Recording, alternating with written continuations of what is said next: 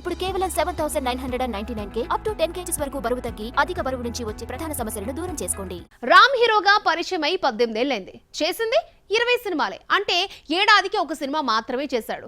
Young heroes లో Ram career నత్తనడగన సాగింది.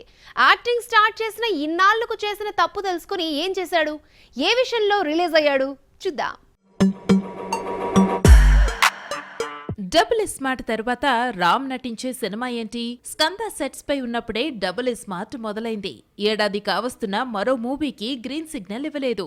ఎట్టకేలకు రామ్ దర్శకులిగా ఇద్దరి పేర్లు వినిపిస్తున్నాయి. ఎస్మార్ట్ శంకర్ హెడ్ తర్వాత రామ్ నటించిన రెడ్, స్కంద నిరాశపరిచాయి. పూరి ఏమో లైగర్ తో డిజాస్టర్ చూశాడు. ఈ ఇద్దరి ఆశలన్నీ ఎస్మార్ట్ సీక్వెల్ డబుల్ స్మార్ట్ పైనే. ఆ మధ్య ఆర్థిక ఇబ్బందుల కారణంగా 3 నెలల పాటు షూటింగ్ కు నోచుకొని డబుల్ స్మార్ట్ మళ్లీ సెట్స్ పైకి వచ్చి రిలీజ్ కు ముస్తాబవుతోంది. 3 పాటలు మినహా షూటింగ్ పూర్తయింది.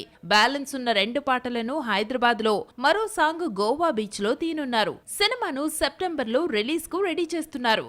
డబుల్ స్మార్ట్ తర్వాత రామ్ మరో మూవీని అనౌన్స్ చేయకపోయినా అప్కమింగ్ ప్రాజెక్ట్స్ గురించి ఆసక్తికరమైన న్యూస్ వినిపిస్తోంది. నవీన్ పోలిశెట్టి, అనుష్కతో మిస్ శెట్టి, మిస్టర్ పోలిశెట్టి తీసిన మహేష్ చెప్పిన లైన్ నచ్చడంతో రామ్ గ్రీన్ సిగ్నల్ ఇచ్చాడని తెలిసింది. ఈ సినిమాను మైత్రి మూవీ మేకర్స్ నిర్మించనుంది. రామ్ హరీష్ కాంబో మూవీ చాలా రోజులుగా వినిపిస్తోంది. ప్రస్తుతం రవితేజతో మిస్టర్ బచ్చన్ తీస్తున్న హరీష్ ఆ తర్వాత ఉస్తాద్ ను పూర్తి చేయాలి. రామ్ తో సినిమా కన్ఫర్మ్ అయితే ఇప్పట్లో ఉస్తాద్ ఉండనట్టే లెక్క. మహేష్, హరీష్ తో పాటు ఆ మధ్య రామ్ డైరెక్టర్ గా త్రివిక్రమ్ పేరు కూడా బయటకొచ్చింది. శ్రవంతి కిషోర్ కారణంగానే తాను ఇండస్ట్రీలో నిలబడ్డానని త్రివిక్రమ్ చాలా సార్లు చెప్పారు.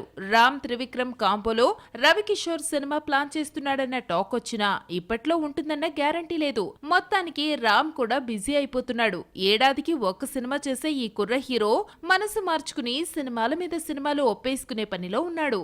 18 ఏళ్ల కెరియర్ లో చేయలేని ఈ పనిని 35 ఏళ్లు దాటిన తర్వాత చేస్తున్నాడు.